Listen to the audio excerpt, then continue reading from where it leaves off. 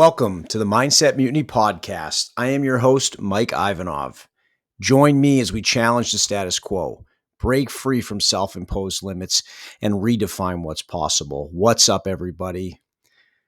Today, we're diving into one of the most common and crippling struggles we all face: insecurities. We all have them. They're the whispers in the back of our heads that say, "You're not good enough.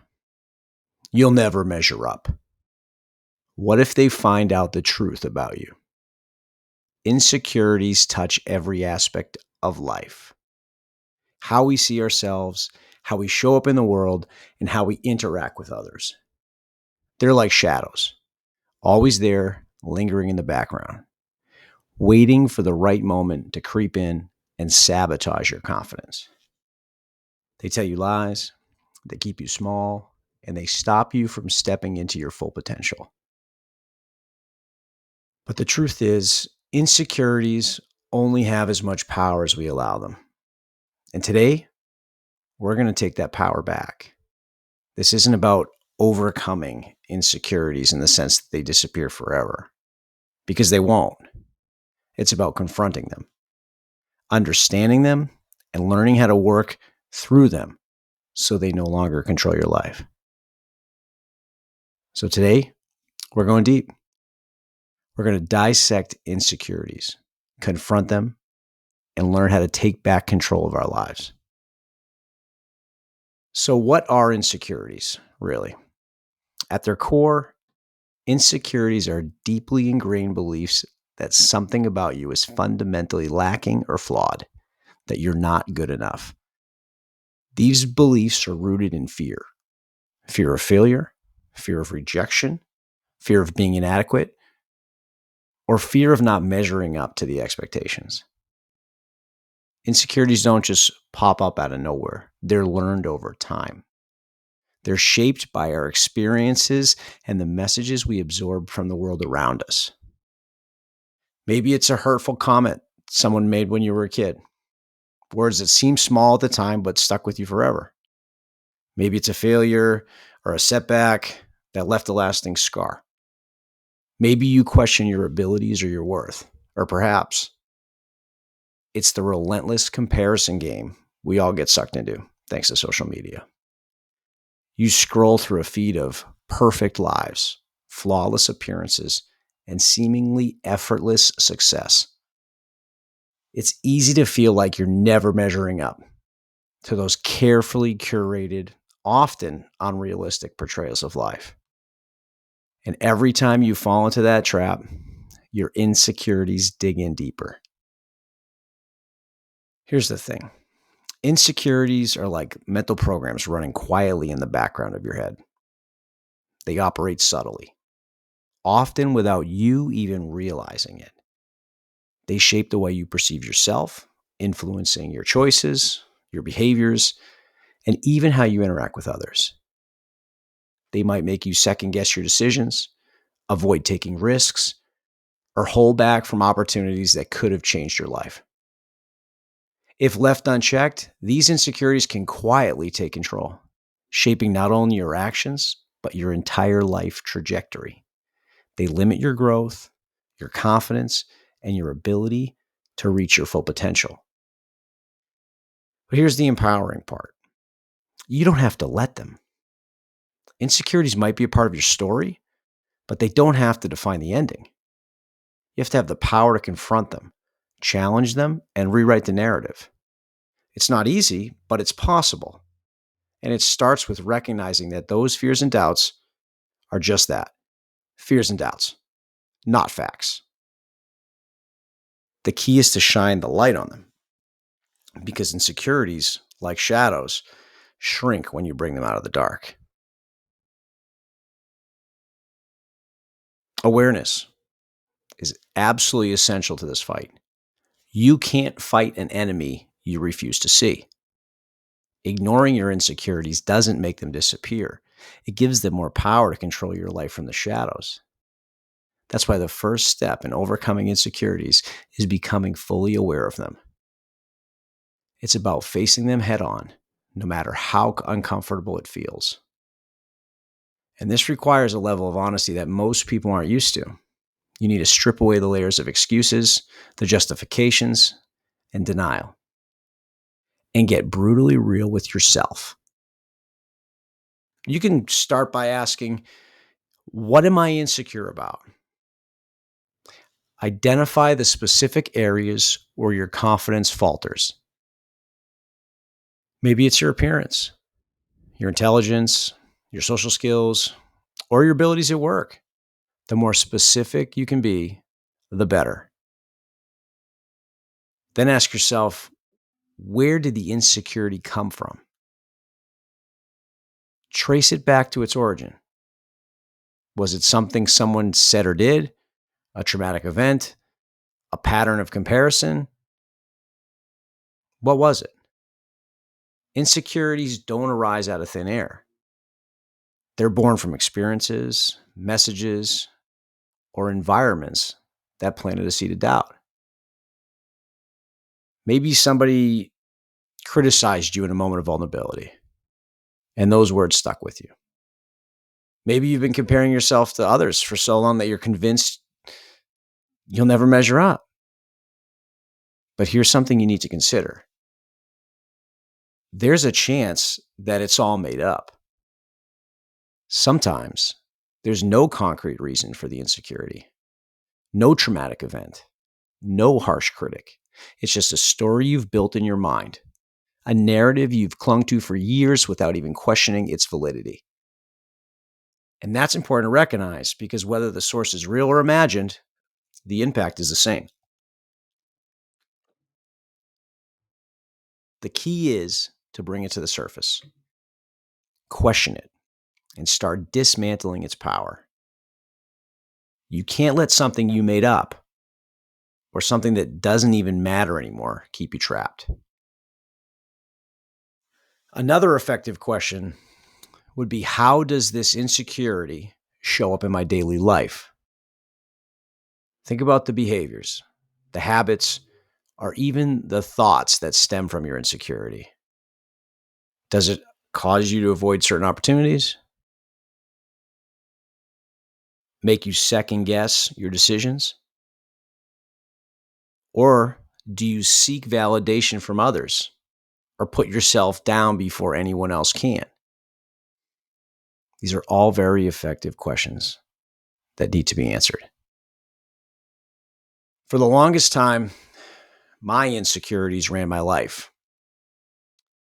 They weren't just a part of me, they were in the driver's seat. They were controlling my actions, and even worse, limiting my potential. I can look back now and see all the opportunities I missed because of them. I'd avoid situations where I might fail or be judged. I'd convince myself it was better to play it safe.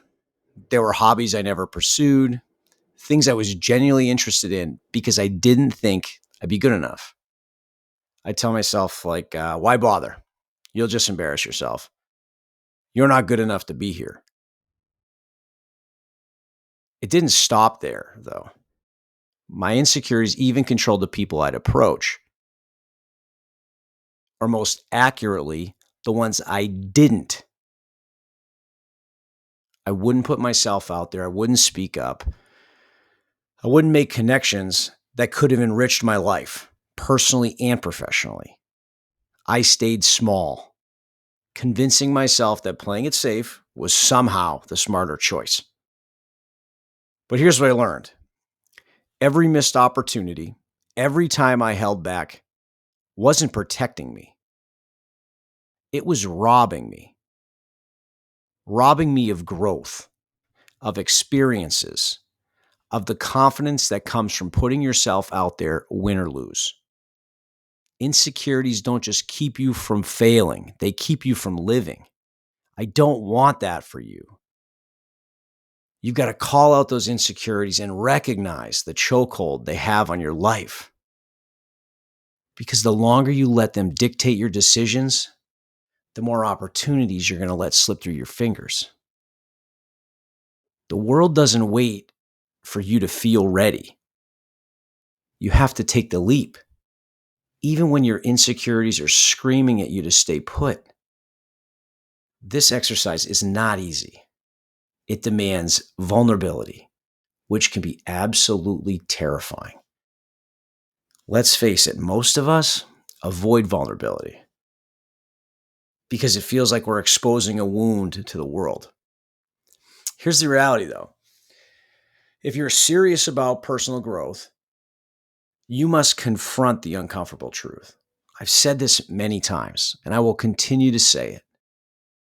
Maybe you're insecure about your intelligence, right? Because someone, said some shit to you one day about, never amounting to anything. And those words have echoed in your mind ever since. Or maybe you doubt your leadership skills because of a past failure where things obviously didn't go as planned. So now you hesitate to step up. Perhaps you feel unworthy of love. You came out of a toxic relationship which made you question your value. Whatever your insecurities are, it's essential to bring them out in the open. Write them down. Name them. When you identify your insecurities, you're taking the first and most critical step towards disarming them. Insecurities thrive in the darkness. They grow when you ignore them. But when you shine a light on them, they begin to lose their grip. And again, like shadows, they shrink when exposed to direct light. Awareness is the light. Once you've acknowledged your insecurities, you've already weakened them. Why is that? Because you've stripped away their invisibility. What was once an unspoken fear becomes a tangible challenge you can now address. Awareness transforms insecurities from untouchable fears into problems that you can solve. Remember, you can't fight what you refuse to see. And once you see it clearly, you're already one step closer to breaking free. Let's take a deeper look about insecurities and how they show up. Insecurities don't just quietly sit there in your mind. They show up in your action, often in ways that might surprise you. They subtly influence your choices, your behaviors, and even how you interact with the world. And the tricky part, you might not even realize that they're calling the shots. For instance, maybe you're someone who constantly seeks validation. You need others to affirm your worth, whether it's through compliments, recognition at work, or even approvals on social media. On the surface, it might look like you're just being social or striving for success, but underneath, it's your insecurity telling you you're not good enough on your own. You need their approval to feel valuable. Or perhaps you avoid taking on challenges or stepping into new opportunities. Why? Because deep down, you're afraid of failing. You're afraid you won't get it done.